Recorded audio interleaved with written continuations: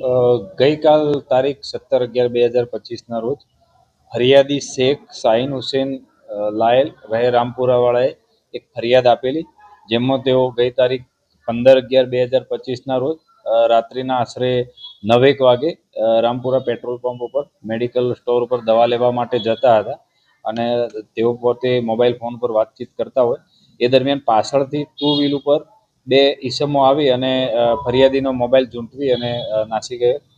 આ બાબતે ફરિયાદીએ પોતાનો મોબાઈલ મોટોરોલા કંપનીનો કિંમત ₹22,000 બાબતે બે અજાણ્યા ઈસમો વિરુદ્ધ ફરિયાદ આપેલી, જે ફરિયાદની તપાસ દરમિયાન લાલગેટ પોલીસ સ્ટેશનના ડિસ્ટાફની ટીમ આરોપીઓ શોધવા માટે કામે લાગેલી અને એએસઆઈ મોહસિનભાઈ અને સાજિદભાઈને બાતમી મળેલી અને એ બાતમી આધારે કુલ 2 આરોપીઓ આ ગુનામાં સંડોવાયેલ હોય, જેઓની તાત્કાલિક ધરપકડ કરવામાં આવેલી, જેમાં એક આરોપી આસિફ ઉર્ફે અશફાક અશરફ શાહ તેમજ 2 શોએબ ઉર્ફે સફુ જાવીદ રાજ રહે બંને કોસાડ આવાસ, બંનેને ગુનામાં વપરાયેલ વાહન તથા કુલ 5 મોબાઈલ સાથે આરોપીઓને પકડી પાડેલ હોય, જેમાં ફરિયાદીનો પણ જે મોબાઈલ ગયેલો એ પણ રિકવર કરવામાં આવેલ છે.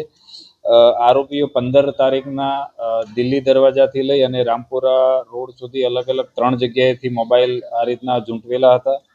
બંને આરોપીઓનો ગુનાહિત ઇતિહાસ તપાસ કરતા તેઓ અગાઉ અડાજણ, અમરોલી અને વરાછા પોલીસ સ્ટેશન ખાતે પણ આ રીતના મોબાઈલ ચોરીના ગુનાઓમાં પકડાઈ ચૂકેલ છે. આ રીતની લાલગેટ પોલીસને એક અનડિટેક ગુનો શોધવામાં સફળતા મળેલી છે.